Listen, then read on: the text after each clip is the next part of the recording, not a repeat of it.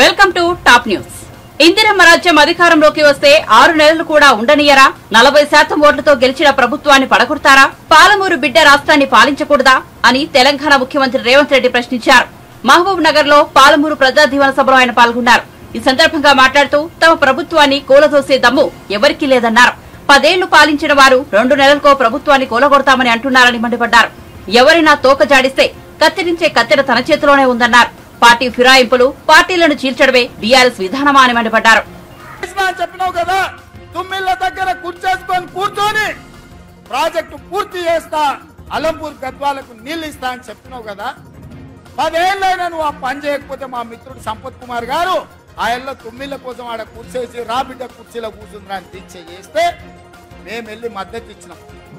కూర్చేసుకొని కూర్చొని తుమ్మిళ్ళని పూర్తి చేయలేదు కానీ మందేసుకొని పాముల్లో బోర్ల పక్కల పండుతుంది. అందుకే ఇవాళ ఈ తెలంగాణ రాష్ట్రంలో ఇందిరమ్మ రాజ్యం కాంగ్రెస్ ప్రభుత్వం ఏర్పడిన వెంటనే పెద్దలు ఉత్తమ్ కుమార్ రెడ్డి గారితో మాట్లాడి పాలమూరు జిల్లాలో ఉన్న ప్రతి ప్రాజెక్టును ఆదివాసి కావచ్చు, తుమ్మిళ్ళ కావచ్చు, పాలమూరు రంగారెడ్డి ఎత్తిపోతలు కావచ్చు, కల్వకుర్తి కావచ్చు, భీమ కావచ్చు, నెట్టంపాడి కావచ్చు, కోయిల్సాగర్ కావచ్చు, మక్తల్ నారాయణపేట కొడంగల్ ఎత్తిపోతల పథకం కావచ్చు, ఈ ప్రాజెక్టులకు నీళ్లు ఇవ్వాలి, పాలమూరు పచ్చని పంటలతో పండాలి అని మా ప్రయత్నం చేసినాం, సమీక్ష చేసినాం. అందుకే మిత్రులారా, ఈ వేదిక మీద నుంచి ఒక మాట చెప్పదలుచుకున్నా.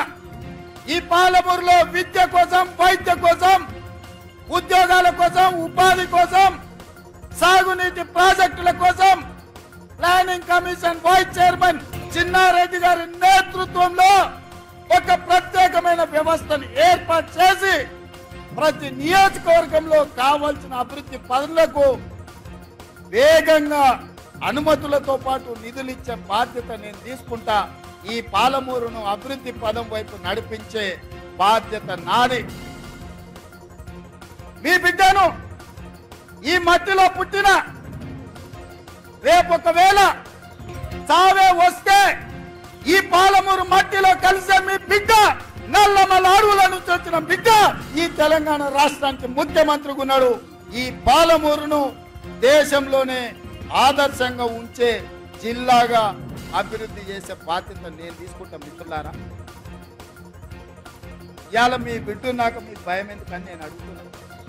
ఇవాళ మీ వాడు, మీ సోదరుడు, మీ మధ్య నుంచి వచ్చినోడు, స్థానిక సంస్థల బాధలు తెలిసినోడిని.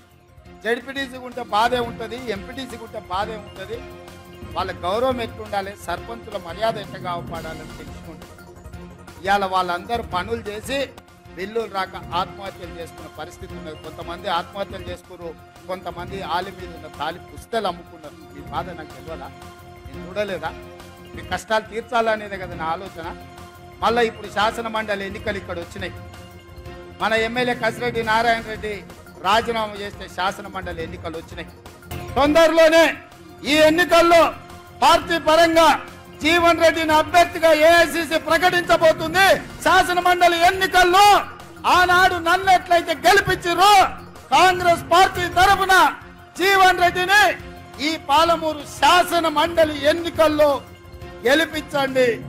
ఈ రాష్ట్రానికి, ఈ జిల్లాకు ఉపయోగపడతాడు. ఎంపీటీసీల, జడ్పీటీసీల మర్యాద కాపాడతాడు. మీ పెండింగ్ బిల్లులను విడుదల చేయించే బాధ్యత జీవన్ తీసుకుంటాడు, సహకరించే బాధ్యత నేను తీసుకుంటాను. ఇదే కాదు మిత్రులారా, ఇవాళ ఆలోచన చేయండి. కేసీఆర్, టీఆర్ఎస్ వాళ్ళు మాట్లాడుతున్నారు, కృష్ణానది జలాలలో 10 ఏళ్ళైన ప్రాజెక్టులు పూర్తి చేయలే.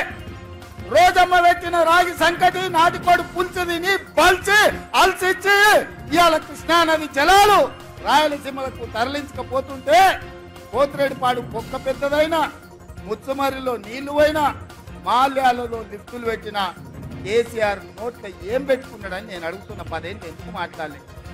మేము వచ్చినాక కొట్లాడి మేము ఆపాలనే ప్రయత్నం చేస్తుంటే మా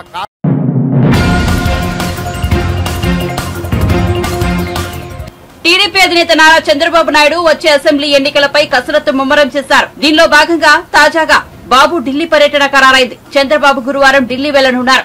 బీజేపీతో సార్వత్రిక ఎన్నికలలో పొత్తు విషయమై ఢిల్లీలో కీలక చర్చలు జరపనున్నారు. ఇక బుధవారం ఉదయం జనసేన పార్టీ అధ్యక్షుడు పవన్ కళ్యాణ్ తో చంద్రబాబు భేటీ అయిన విషయం తెలిసిందే. సుమారు గంటన్నర పాటు ఈ సమావేశం జరిగింది. ఇందులో ఢిల్లీ అంశాలతో పాటు రెండో ఉమ్మడి జాబితాలోని అభ్యర్థుల విషయమై కూడా ఇరువురు అధినేతలు కీలక మంతనాలు జరిపారు. మరోవైపు బుధవారం ఉదయమే ఏపీ బీజేపీ అధ్యక్షురాలు పురంధేశ్వరి, సోము వీర్రాజు ఢిల్లీ బయలుదేరి వెళ్లిన విషయం తెలిసిందే.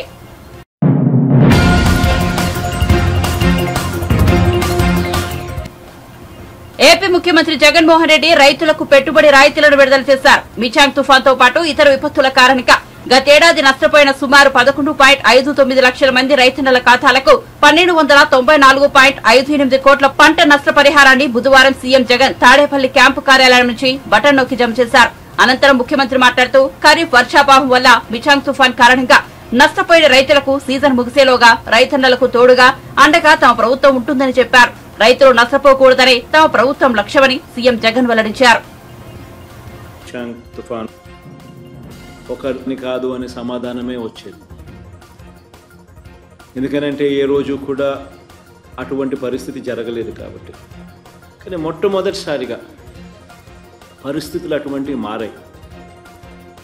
గ్రామ స్థాయిలోనే ఆర్బీకే రావడం, గ్రామ స్థాయిలోనే సచివాలయ వ్యవస్థ రావడం, గ్రామ స్థాయిలోనే రైతన్నను చేయి పట్టుకుని నడిపించే ఒక వ్యవస్థ తోడుగా ఉండడం, పంట సాగు చేసిన ప్రతి ఎకరా కూడా ఈ క్రాప్ లేక నమోదు కావడం, ఆ ఈ క్రాప్ నమోదు వల్ల ఆ సచివాలయం పరిధిలో ఏ పంట ఎవరేశారు, ఎన్ని ఎకరాల్లో వేశారు, ఏ పంట వేశారు అన్న పూర్తి డేటా అందుబాటులోకి రావడం, ఏ పంట నష్టం జరిగినా కూడా వరదల వల్ల కానివ్వచ్చు, మరో కారణం వల్ల కావచ్చు, ఏ పంట ఎప్పుడు నష్టం జరిగినా కూడా అత్యంత పారదర్శకంగా ఏకంగా సచివాలయం పరిధిలోనే లిస్టులన్నీ కూడా డిస్ప్లే చేసి, ఇదిగో ఈ సచివాలయం పరిధిలో ఈ పంటలు వేసిన రైతన్నలు నష్టపోయారు,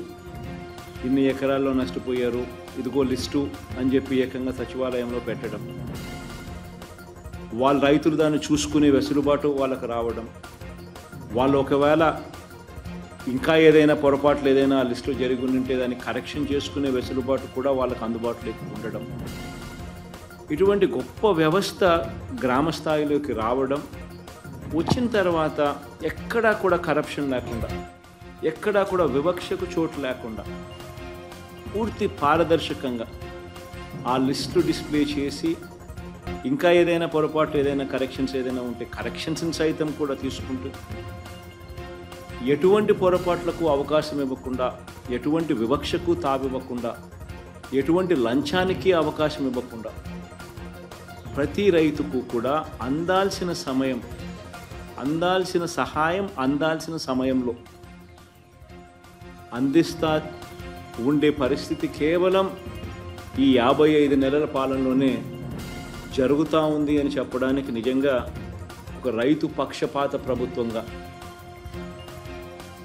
చాలా అంటే చాలా సంతోషపడతా ఉన్నాను, ఆనందపడతా ఉన్నాను.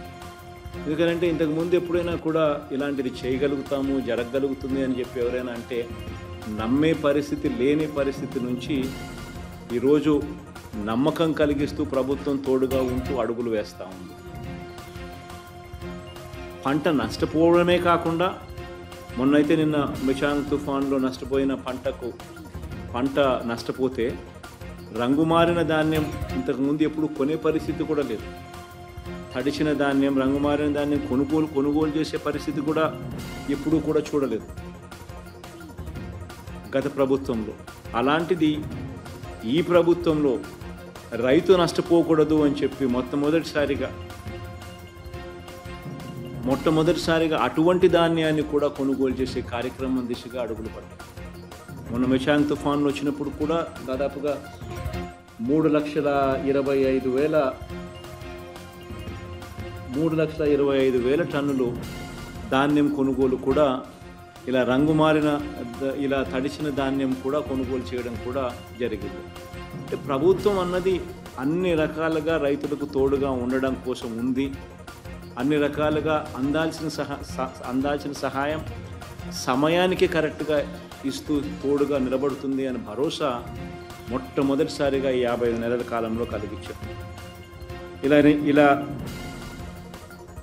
అడుగులు ముందుకు వేస్తూ ఈ రెండు విపత్తుల వల్ల, అంటే గత ఏడాది ఖరీఫ్లో వర్షాభావం వల్ల, రబీ సీజన్ ప్రారంభంలో వచ్చిన మిచాంగ్ తుఫాన్ నష్టం వల్ల, ఈ రెండు విపత్తుల వల్ల నష్టపో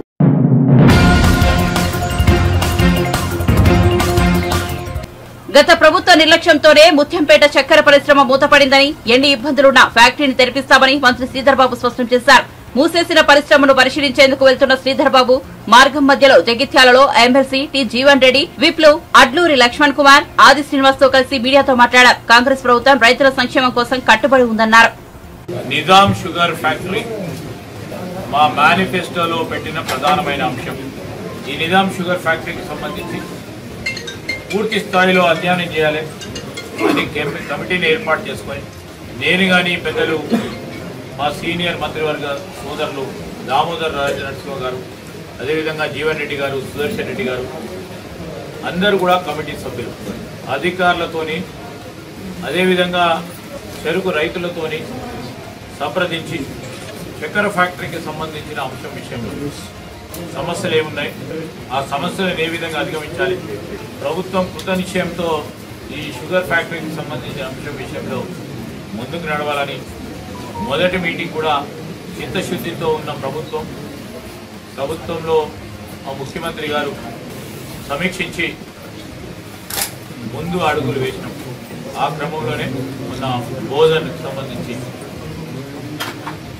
నిజాం షుగర్ ఫ్యాక్టరీకి సంబంధించిన యూనిట్ని సందర్శించి రైతులతో సంప్రదింపులు చేసి చాలా సంవత్సరాలు దాన్ని నడిపిన యాజమాన్యంతో కూడా సంప్రదింపులు చేసి అదేవిధంగా మా అధికారులతో సంప్రదింపులు చేసి ప్రధానమైన చిక్కుముడులను ఏ విధంగా, ఎందుకంటే గత ప్రభుత్వ హయాంలో ఎన్సీఎల్టీకి పోయి పూర్తి స్థాయిలో నష్టపోయి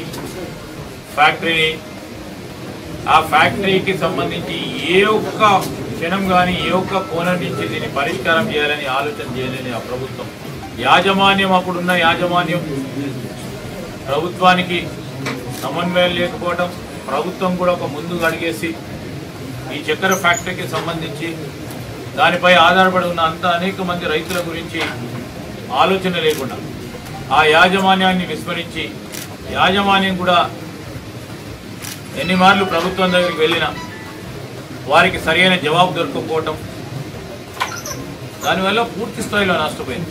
వన్ టైం రీపేమెంట్ ఇచ్చే క్రమంలో వందలాది కోట్లు ఈరోజు బ్యాంకు చెల్లించాల్సిన అవసరం ఏర్పడ్డది టీఆర్ఎస్ పార్టీ ప్రభుత్వం వల్ల.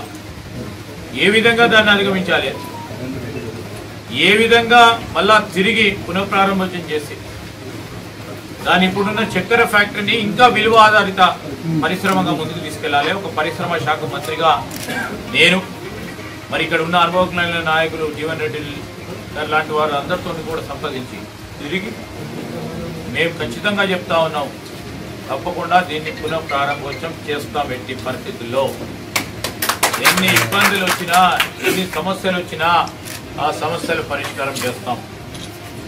ఈరోజు రైతుల సంక్షేమమే మా ప్రధాన ధ్యేయంగా ముందుకు నడుస్తూ ఉన్నాం. అవకాశం ఇచ్చిండ్రు ప్రజలు, మార్పు పోవాలన్నారు ప్రజలు, మార్పు చూపెట్టి తీరుతాం. అదేవిధంగా ఈ చక్కెర ఫ్యాక్టరీకి సంబంధించిన దానిపైన ఆధారపడి ఉన్న రైతు సోదరుల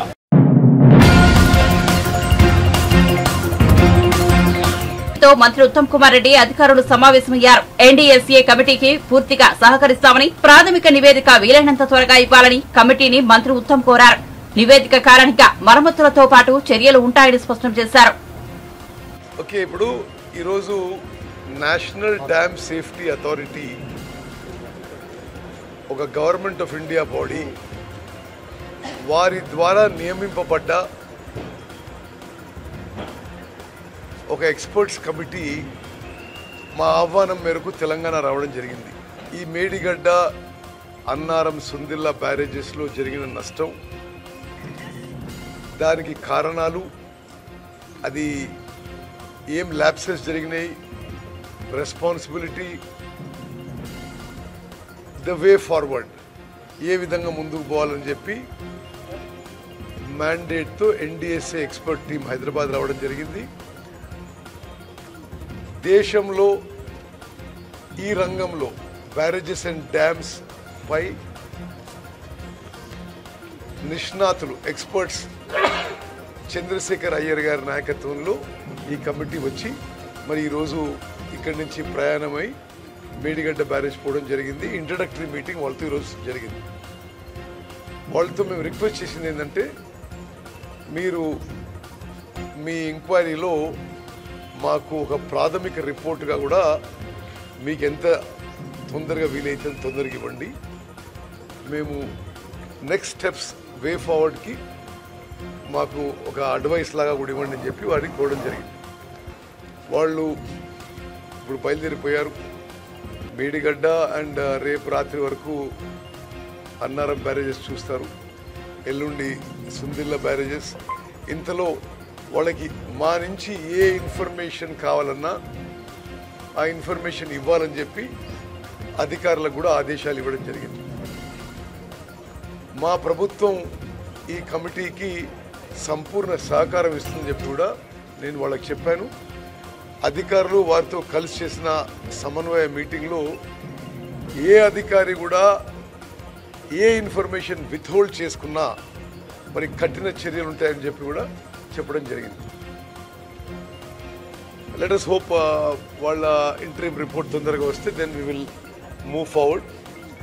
మరి తెలంగాణలో 2 రోజుల పర్యటనలో ప్రధానమంత్రి నరేంద్ర మోదీ గారు విచిత్రమైన ఆరోపణలు మా ప్రభుత్వం మీద చేయడం జరిగింది. 10 ఏళ్ల పాటు వాళ్ళు ఢిల్లీలో అధికారంలో ఉండి ఇక్కడ బీఆర్ఎస్ ప్రభుత్వ అధికారంలో ఉండి వాళ్ళు హలాయి బలైతో ముందుకు పోతున్న మరి 10 years అనేక మార్లు మోదీ గారు, అమిత్ షా గారు, జేపీ నడ్డా గారు తెలంగాణకు వచ్చి కాళేశ్వరం ప్రాజెక్టు ఏటీఎం ఇది దోపిడీ జరుగుతుంది, చాలా భారీ స్థాయిలో అవినీతి జరుగుతుందని చెప్పి అసలు ఏనాడు ఏ చర్య తీసుకోకుండా వచ్చి మళ్ళీ ఎలక్షన్స్లో మా మీద కూడా అవినీతి ఆరోపణలు చేయడం చాలా విచిత్రంగా ఉంది. అసలు మేము అధికారంలో మేము ప్రమాణ స్వీకారం చేసింది 7th December. ఈరోజు ఏం తారీఖమ్మా? ఇక 7th March కూడా కాలే, ఇంకా 3 నెలలు కూడా పూర్తి కాలేదు. మరి మీరు బీఆర్ఎస్ కలిసి ప్రయాణం చేసి మీరు కలిసి ప్రయాణం చేసిన సమయంలో మీరే పవర్ ఫైనాన్స్ కార్పొరేషన్ నుంచి మరి సుమారు 50,000 కోట్లు, రూరల్ ఎలక్ట్రిఫికేషన్ కార్పొరేషన్ నుంచి 20,000 కోట్లు, బ్యాంకుల నుంచి 10,000 కోట్లు, అసలు ప్రాజెక్టు సరిగా అప్రైజ్ చేయకుండా మీరు వాళ్ళకి అమౌంట్ ఇచ్చి అవినీతి ఆస్కారం చేసి మీరు మా మీద ఆరోపణలు చేయడం ఇది నేను పూర్తిగా అభ్యంతరకరం, ఖండిస్తున్నాం. వాస్తవం లేని విషయాలు. అదేవిధంగా కాళేశ్వరం ప్రాజెక్టు వాళ్ళు ఉన్నప్పుడే సిడబ్ల్యూసి 80,000 కోట్లకి మొత్తం ఖర్చుగా అప్రూవ్ అయింది.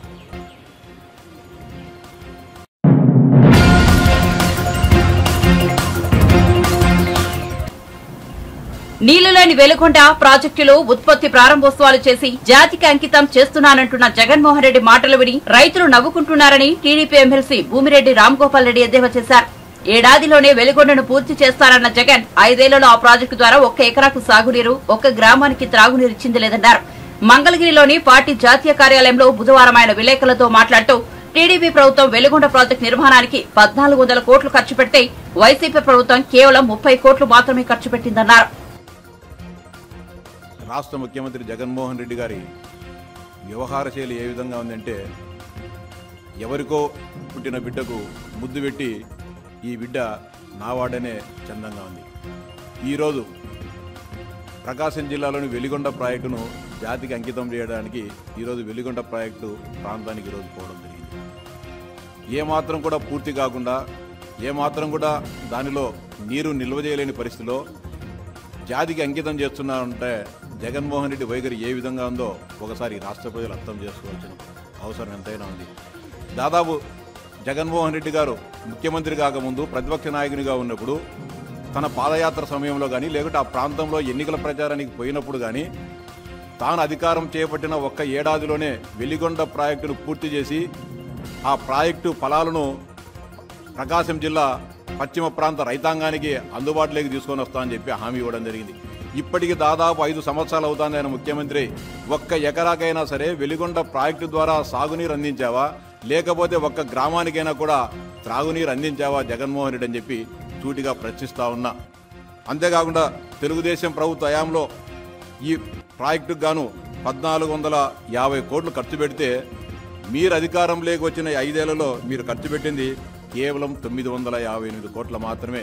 కానీ ఈరోజు తానే వెలిగొండ ప్రాజెక్టును పూర్తి చేశానని చెప్పి మీసాలు మెలేస్తూ జాతికి అంకితం చేసేదానికి సిగ్గు లేదా జగన్మోహన్ రెడ్డిని ప్రశ్నిస్తా ఉన్నా.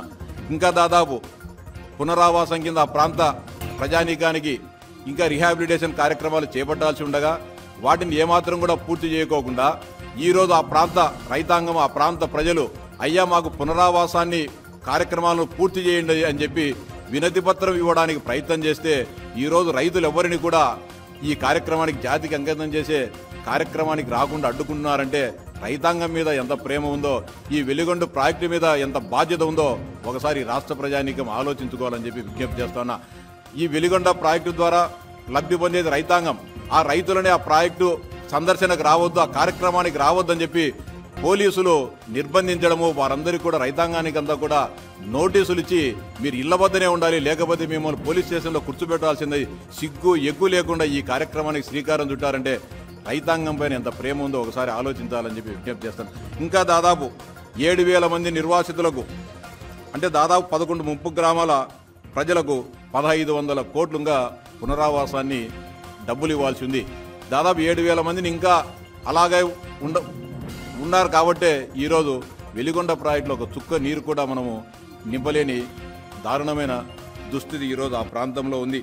అంతేకాకుండా నిర్వాసితులకు పరిహారం లేదు, అంతేకాకుండా రిమిట్మెంట్ లేదు, డిస్ట్రిబ్యూటరీ కాలువలు లేవు, వంతెనల పనులు అసంపూర్తిగా ఉన్నాయి, ఇంకా పనులు అనేకం ఉన్నా కూడా వాటన్నిటిని పూర్తి చేయకోకుండా ఈరోజు జాతికి అంకితం చేస్తున్నారంటే కేవలం మరో 40 రోజుల్లో ఎన్నికలు ఉన్నాయి కాబట్టి జాతికి అంకితం చేశానని చెప్పి మీరు ఒక షో నిర్వహిస్తే ప్రకాశం జిల్లాలోని రైతాంగం అంతా కూడా నాకు ఓట్లు వేస్తారని అనుకోవడం మీ భ్రమ జగన్మోహన్ రెడ్డి.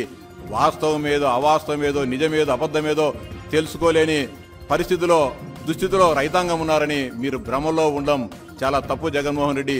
ఖచ్చితంగా మీ నిర్వాకాన్ని వచ్చే ఎన్నికల్లో వెలిగొండ ప్రాంత బాధిత రైతాంగమంతా, నీ బాధిత రైతాంగమంతా ఖచ్చితంగా సరైన తీర్పునిస్తారు జగన్మోహన్ రెడ్డి అని చెప్పి సందర్భంగా హెచ్చరిస్తా ఉన్నా. కేవలం చంద్రబాబు నాయుడు గారు తన 5 ఏళ్ల పరిపాలనలో వెలిగొండ ప్రాజెక్టును ఒక ప్రాధాన్యత ప్రాజెక్టుగా చేపట్టి పెద్ద ఎత్తున ప్రతి నెల దాని మీద సమీక్షలు నిర్వహించి దాదాపు 1,450 కోట్ల రూపాయలు ఖర్చు చేసి సొరంగాలను పూర్తి చేయడం జరిగింది. ఆ సొరంగాలను దాదాపు 10% పనులు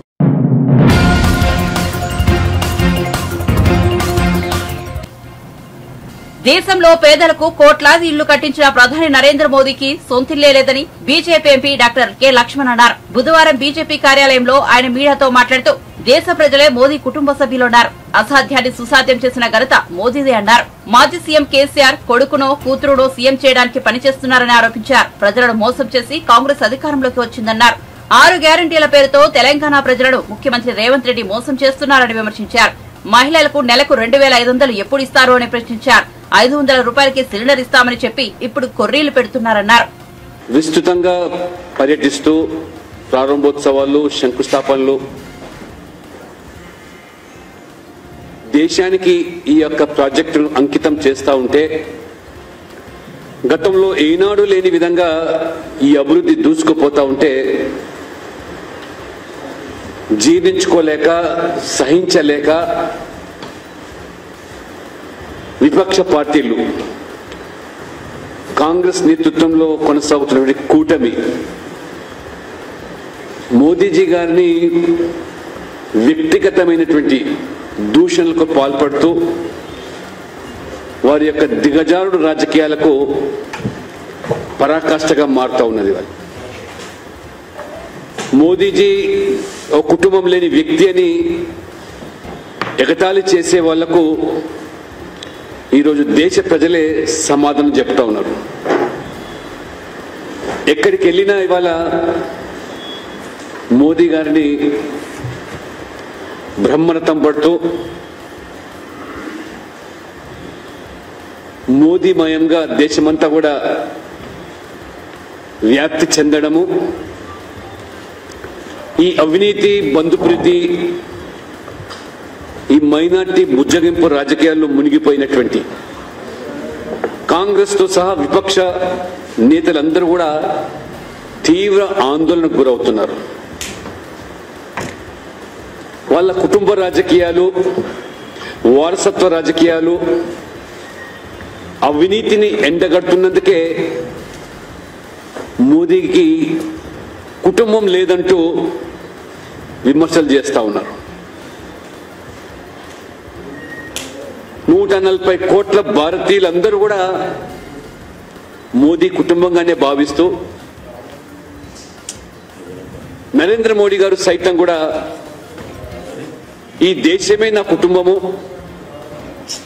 ఈ దేశ ప్రజలందరూ కూడా నా కుటుంబ సభ్యులని చెప్పి వారు పేద వర్గాలకు, బలహీన వర్గాలకు, బడుగు వర్గాలకు, మహిళలకు, రైతులకు, యువతకు అన్ని రంగాల్లో కూడా పెద్దపీట వేస్తూ ప్రతి పేద వ్యక్తి నా కుటుంబంగా భావించి ఎవరూ లేని వారికి మోదీయే అండగా నిలబడుతూ ఈరోజు మేరా భారత్ మేరా పరివార్ అనేటువంటి భావనతో మోదీ గారు జీవిస్తూ ఉంటే, ప్రతి క్షణం కూడా ప్రజలకు సేవ చేసేందుకు తన జీవితం అంతా కూడా అర్పితం చేసి దేశవ్యాప్తంగా 4 కోట్ల మంది పేదలకు ఇల్లు కట్టిస్తే సొంత ఇల్లు లేనటువంటి ప్రధానమంత్రి మోదీ గారు నా కోసం అంటూ వ్యక్తిగతంగా ఏది కూడా ఆశించకుండా దేశ ప్రజల కలలే నా ఆశయాలు, వాటిని నెరవేర్చడం కోసం నిరంతరం కష్టపడతాను, కృషి చేస్తానని రోజుకు 18 గంటలు పైగా పనిచేస్తూ ఉంటే ప్రజలు ముగ్ధులైపోయి వారి